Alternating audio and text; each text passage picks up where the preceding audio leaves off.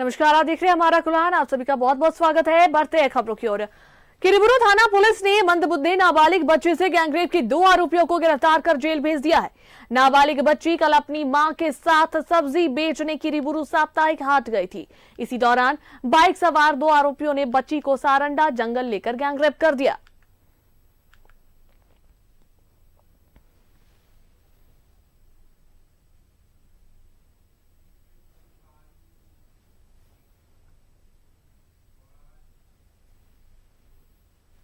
पश्चिमी सिंहभूम में खनन विभाग ने बालू के अवैध कारोबार के खिलाफ कार्रवाई की।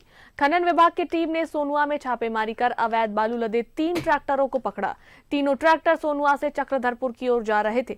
इस दौरान 2 ड्राइवर को भी गिरफ्तार किया गया।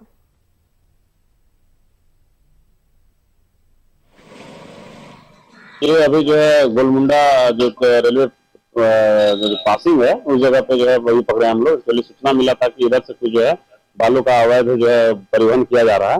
इसी को लेकर के आज जो है हम सुबह में यहाँ छापामारी किए हैं। छापामारी के क्रम में जो है 3 ट्रैक्टर पकड़ी गई है, जिसमें 2 व्यक्ति जो है अवैधकर्ता भी गिरफ्तार हुए हैं।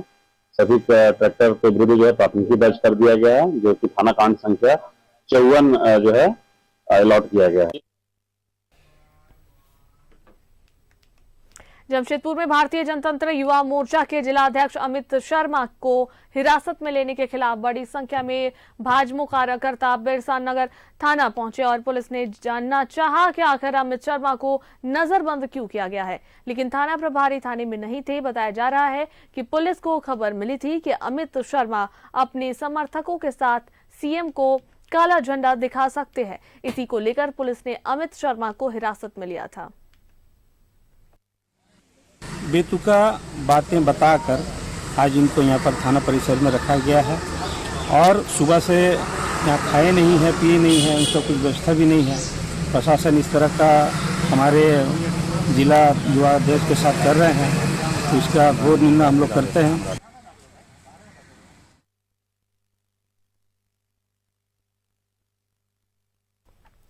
चक्रवाती तूफान में का झारखंड पर असर देखा जा रहा है। सुबह से ही किरीबुरू में लगातार बारिश हो रही है।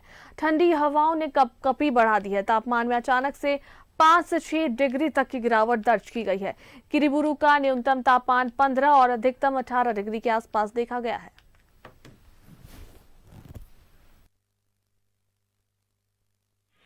साइक्लोन का ऐसा असर है कि काम धंधा तो सब बंद हो गया है, तो फोन ऊपर निकलना मुश्किल, और हमको लग रहा है कि इसका प्रभाव जो अभी 2 दिन तक और रहा, यह अस्त व्यस्त की।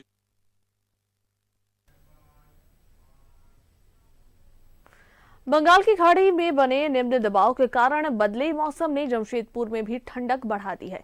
लगातार बूंदाबांदी हो रही है। तापमान में 2 से 3 डिग्री की गिरावट आई है। हवा के निम्न दबाव के कारण जो तूफान में चौंक आई है, जिसका असर अब झारखंड के कोल्हान में भी पड़ने लगा है। हालांकि आज दूसरा दिन है, लेकिन दूसरा दिन का नज़ारा आपको दिखाने की कोशिश करेंगे कि देखिए आकाश में बादल छाए हुए हैं और मौसम पूरा अनुकूल है। यानी लोग जो चाह रहे थे जैसा मौसम, वैसा मौसम है। रिमझिम बारिश और बूंदा बूंदी बारिश के बीच लोग जो है जुबली पार्क और शहर के तमाम पिकनिक स्पॉट पर लोग पहुंच चुके हैं और इस मौसम का आनंद उठा रहे हैं। लोग हैं जो अपने बच्चे और परिवार के साथ हैं। कैसा लग रहा है मौसम? बहुत अच्छा। आज का मौसम तो बहुत अच्छा लग रहा है, क्योंकि आज हम लोग फर्स्ट बार, अभी कुछ टाइम पहले तक तो घर पे थे, अभी हम लोग बाहर निकले मौसम को देखते हुए। तूफान का ये असर है, लेकिन यहाँ पर ज़्यादा नहीं दिख रहा है। यहाँ ज़्यादा तो नहीं दिख रहा है, बस थोड़ी बहुत तो बूंदाबांदी और ठंडी, हाँ ठंडी थोड़ी सी लग रही है। फिलहाल थोड़ी बढ़ गई है। ये तूफान का असर है। अभी तो बहुत बढ़िया लग रहा है मौसम। आगे ठंड बढ़ने की आशा लग रही है, ज़्यादा कुछ नहीं। सही आपने कहा कि देखिए जैसे ही तूफान आया, तूफान के बाद अब ठंड जो है वो निश्चित तौर पे बढ़ेगी। एक चीज़ आपको दिखाने की कोशिश करेंगे कि मौसम जितना अनुकूल होता है तो लोग पार्क में जाना ज़्यादा पसंद करते हैं। और आप देखिए कि लोग पार्क में गए। मौसम कैसा लग रहा है? अच्छा लग रहा है, बहुत अच्छा लग रहा है। ये तूफान का असर है, लेकिन तूफान भले यहाँ ज़्यादा नहीं आया, भगवान न करे आए, लेकिन मौसम बहुत अनुकूल है। हाँ जी, बिल्कुल बहुत मजा आ रहा है। फीलिंग्स और बेहतर बना रहा है यहाँ पर। अच्छा लगा। पूरे परिवार के साथ आए हैं? हाँ, फैमिली के साथ आए हैं। जाहिर सी बात है कि देखिए मौसम जब अनुकूल हो और उसके बाद जब पूरे परिवार एक साथ हो तो उसका आनंद ही कुछ और है। अपने सहयोगी अनवर के साथ मैं मनोज कुमार, जमशेदपुर। किरीबुरू में डॉक्टर भीमराव अंबेडकर की पुण्यतिथि मनाई गई। इस दौरान सीजीएम कमलेश राय ने प्रतिमा पर माल्यार्पण कर श्रद्धांजलि अर्पित किया। कमलेश राय ने कहा कि डॉक्टर अंबेडकर अर्थशास्त्री, शिक्षाविद के साथ साथ संविधान निर्माता थे, जिन्होंने शोषितों और वंचितों के कल्याण के लिए अपना जीवन समर्पित कर दिया।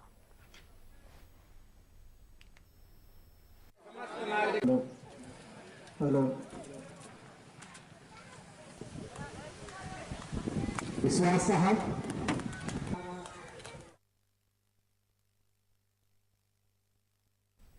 गिरिडीह सांसद चंद्र प्रकाश चौधरी ने इंडिया गठबंधन पर निशाना साधा है। वहीं सरना धर्म कोड को लेकर उन्होंने हेमंत सरकार को दोषी ठहराया है। साथ ही झारखंड में एनआरसी लागू करने की मांग की है। उनसे बात की दिल्ली सहयोगी भावना ने। एक तरफ शुरू हो गया है, वहीं दूसरी तरफ इंडिया गठबंधन की दिल्ली में एक बड़ी बैठक होने जा रही थी, जो कि फिलहाल स्थगित हो गई है। इस मामले पर ज्यादा बातचीत करने के लिए फिलहाल मेरे साथ मौजूद है आजसू के बड़े लीडर और सांसद चंद्र प्रकाश चौधरी जी। सवाल आपसे यही है कि एक तरफ बड़ी बैठक का आगाज जो है हो गया था, कहा गया था कि बड़ी बैठक होनी है, लेकिन बैठक एंड मोमेंट पर कैंसिल कर दी गई। आपको क्या लगता है कि एक बड़ी फूट जो है अब इंडियन अलायंस में देखने के लिए मिल रही है?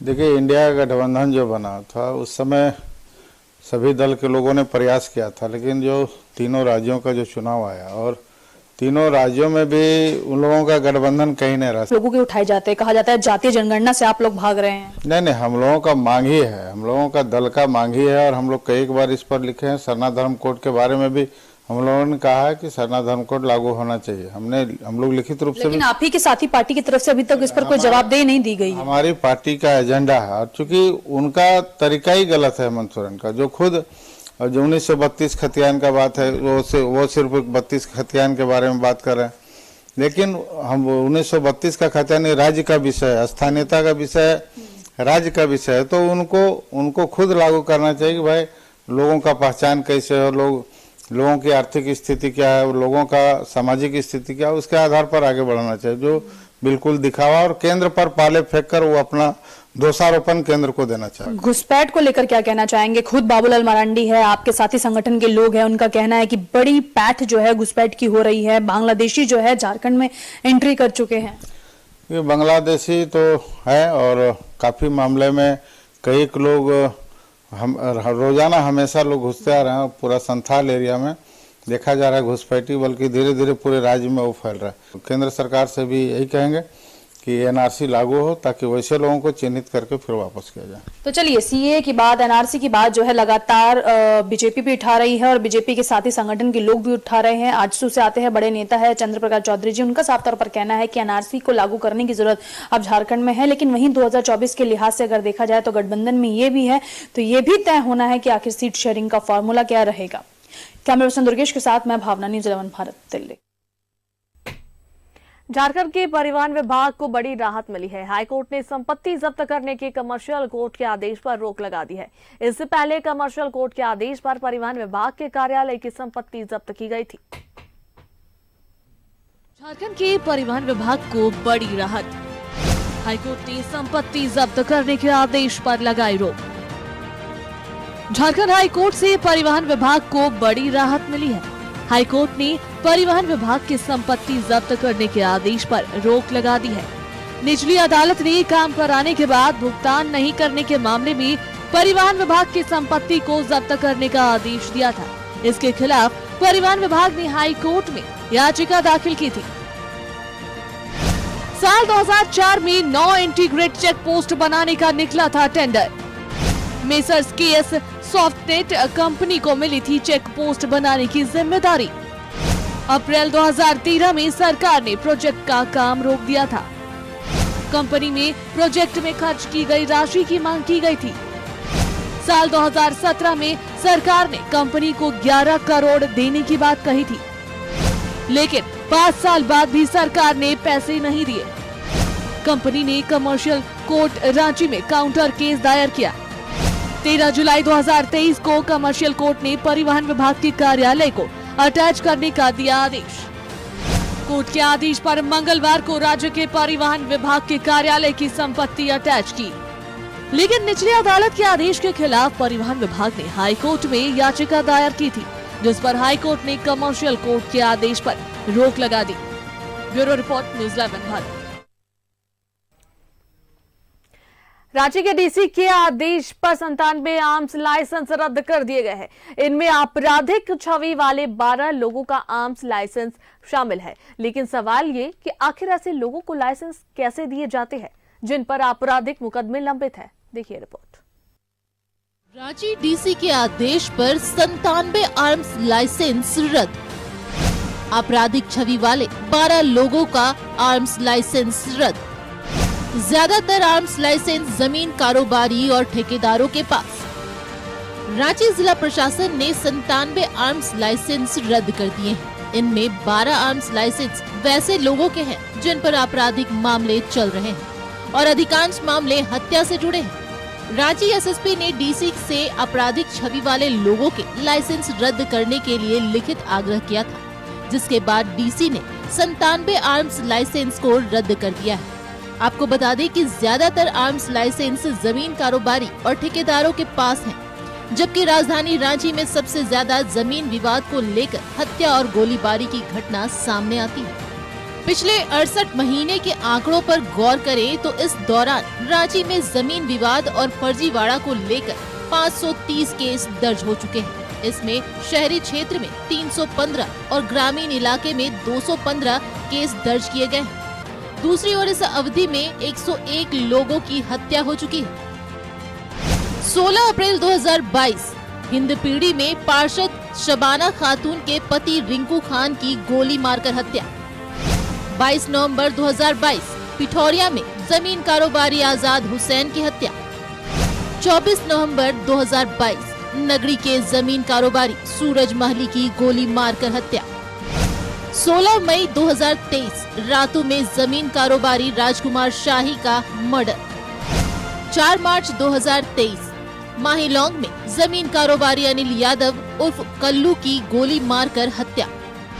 5 जुलाई 2023 सुखदेव नगर थाना क्षेत्र में जमीन कारोबारी के अकाउंटेंट संजय कुमार की हत्या।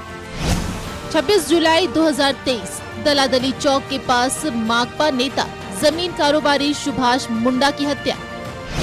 14 सितंबर 2023 कांके ब्लॉक चौक के पास जमीन कारोबारी अवधेश यादव को गोली मारी। ऐसे में सवाल ये कि आखिर ऐसे लोगों को लाइसेंस कैसे दिए जाते हैं जिन पर आपराधिक मुकदमे लंबित हैं। अभी भी शहर के कई ऐसे लोगों के पास लाइसेंसी हथियार हैं जो आपराधिक छवि के हैं और मामले भी दर्ज हैं। Bureau report, news 11 Bharat. कुख्यात अपराधी कृष्णा नायक गिरफ्तार हो चुका है। पुलिस ने कृष्णा नायक को गिरफ्तार कर लिया है। कांके चौक पर अवधेश यादव गोलीकांड का है मुख्य आरोपी। कृष्णा नायक पर पहले से कई मामले दर्ज है। पिठौरिया चौक पर कृष्णा नायक का होटल है।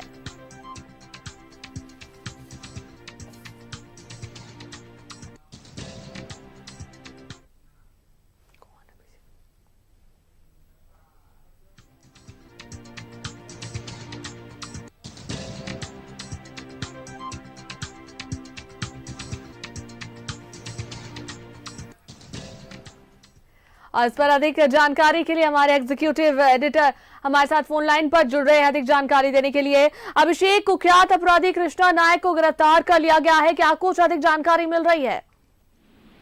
अनुष्का, देखिए, कृष्णा नायक की तलाश पुलिस को पिछले कई महीनों से थी। कृष्णा नायक कांके ब्लॉक चौक में अवधेश यादव को गोली मारी गई थी। दिन दहाड़े सरेआम करीब 2 बाइक पर सवार शूटरों ने गोली चलाई थी। इस मामले में जमीन कारोबारी चितरंजन समेत 13 आरोपी जेल में है इस वक्त। उनकी जमानत याचिका भी खारिज हो गई है। केवल यही कुख्यात अपराधी कृष्णा नायक फरार था और पुलिस इसकी तलाश में खाक छान रही थी। आज पुलिस ने इसको गिरफ्तार कर लिया। इस वक्त पुलिस इससे पूछताछ कर रही है और इससे पूछताछ के बाद हथियार के साथ साथ और भी कई चीजें बेनकाब हो जाएंगी। जो माना जा रहा था कि चितरंजन जो पूरे कांड का मास्टरमाइंड है, जिसने सुपारी दिया है कृष्णा नायक को, कृष्णा नायक के द्वारा स्कूटर सेट किए गए थे। कुछ और गिरफ्तारियां भी जल्द से जल्द होने की पूरी संभावना है। अनुष्का, चलिए, बहुत बहुत धन्यवाद अभिषेक तमाम जानकारी साझा करने के लिए।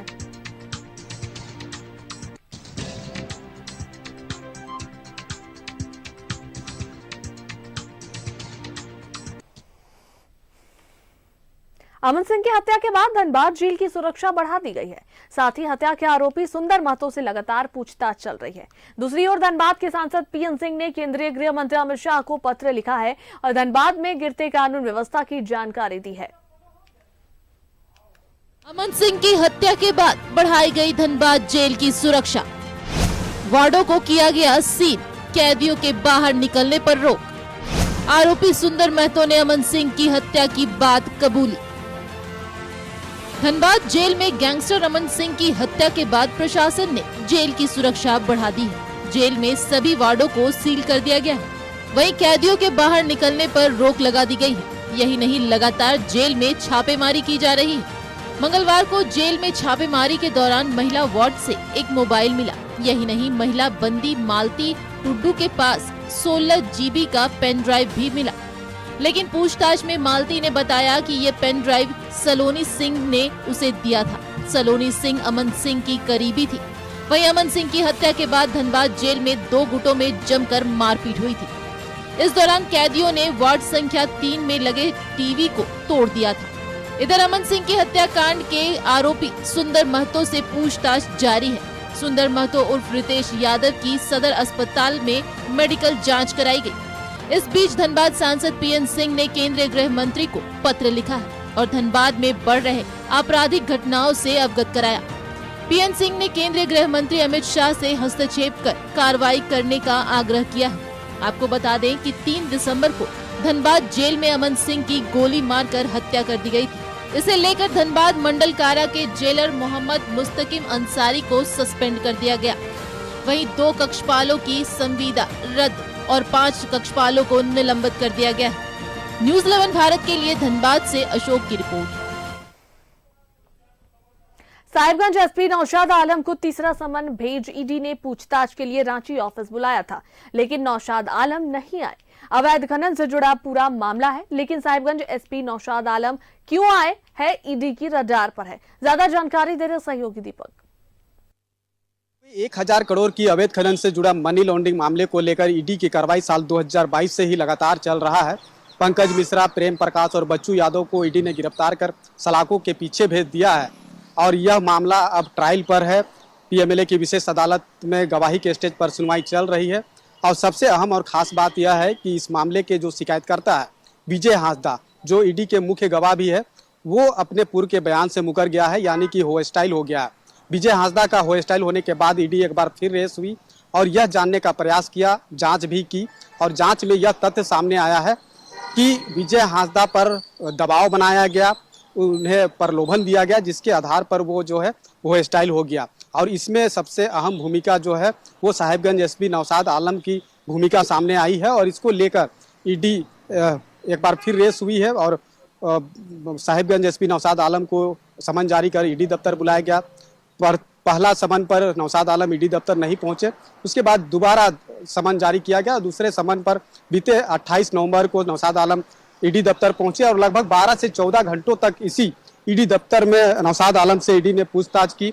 कई बिंदुवार सवाल उनसे पूछे गए, लेकिन ईडी के सवालों का नौशाद आलम ने संतोषजनक जवाब जो है नहीं दे पाया, कहीं ना कहीं टाल मटोल करता रहा। और उसके बाद दूसरे दिन यानी कि 29 नवंबर को भी ईडी दफ्तर नौशाद आलम को बुलाया गया, लेकिन ईडी दफ्तर वो नहीं पहुंचे और समय की मांग की। चूंकि अवैध खनन से जुड़े मनी लॉन्ड्रिंग मामले के साथ साथ आय से अधिक संपत्ति अर्जित करने का भी नौशाद आलम साहिबगंज एसपी पर लगा है, तो लिहाजा आय से अधिक संपत्ति का भी ब्यौरा जो है ईडी के द्वारा मांगा गया, जिसकी दस्तावेज तैयार करने की बात कहकर नौशाद आलम साहिबगंज एसपी ने ईडी से समय की मांग की और ईडी के द्वारा उन्हें समय भी दिया गया।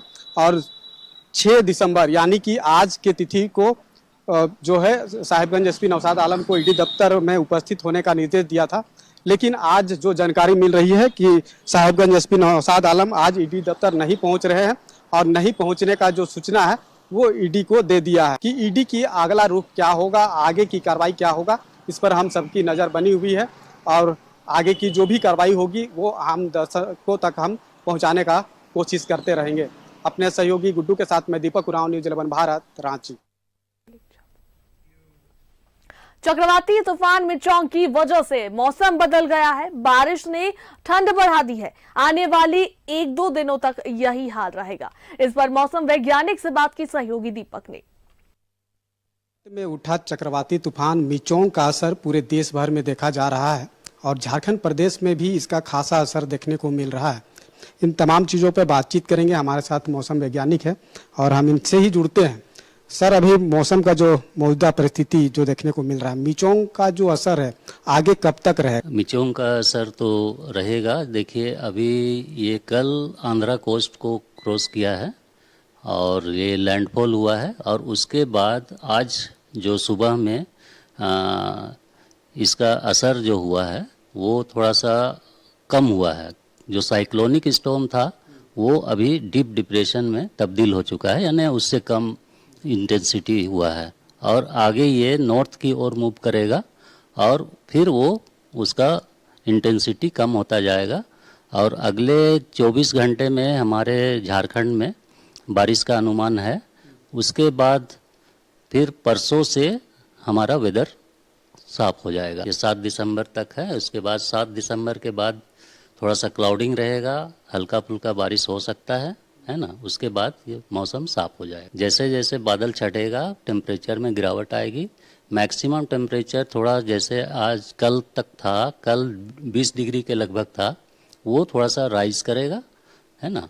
23 डिग्री 24 डिग्री तक जाएगा। उसके बाद उसका ये मिनिमम टेम्परेचर वो डाउन होगा। मिनिमम टेम्परेचर घटने से आपका ठंड भी बढ़ेगी। वैज्ञानिक बता रहे थे कि जो मिचोंग का असर है झारखंड प्रदेश में अभी जो देखा जा रहा है, अगले 24 घंटा तक मौसम की स्थिति इसी तरह का बना रहेगा और रुक रुक कर जो बारिश हो रही है रांची समेत राज्य के अलग अलग हिस्सों में यह बारिश निरंतर जारी रहेगा और 8 दिसंबर से मौसम धीरे धीरे साफ होगा और बादल छटेगा और जैसे ही बादल छटेगा न्यूनतम तापमान में भी गिरावट आएगा और ठंड का जो कहर जो है वो शुरू हो जाएगा। जो दिसंबर के माह में जो ठंड महसूस होता है। अपने सहयोगी गुड्डू के साथ में दीपक उरांव, न्यूज़ 11 भारत, रांची। गढ़वा सदर थाने की पुलिस को बड़ी सफलता हाथ लगी है। प्राप्त शिकायत के आधार पर पुलिस ने सोनपुरवा से ही राजा गौड़ नामक एक चोर को गिरफ्तार किया, जिसके निशानदेही पर 3 अन्य नाबालिग चोर को निरुद्ध किया गया, जिनके पास से कई सामान बरामद किया गया। आपको बता दें कि सोनपुरवा स्थित आवास से चोरों ने घरेलू सामान की चोरी कर ली थी, जिसका खुलासा पुलिस ने किया है।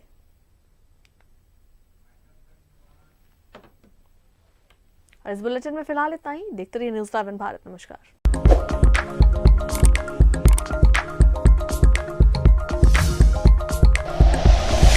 Like and share videos, subscribe करें हमारा चैनल और प्रेस करें बेल आइकॉन। न्यूज़ 11 भारत, सच है तो दिखेगा।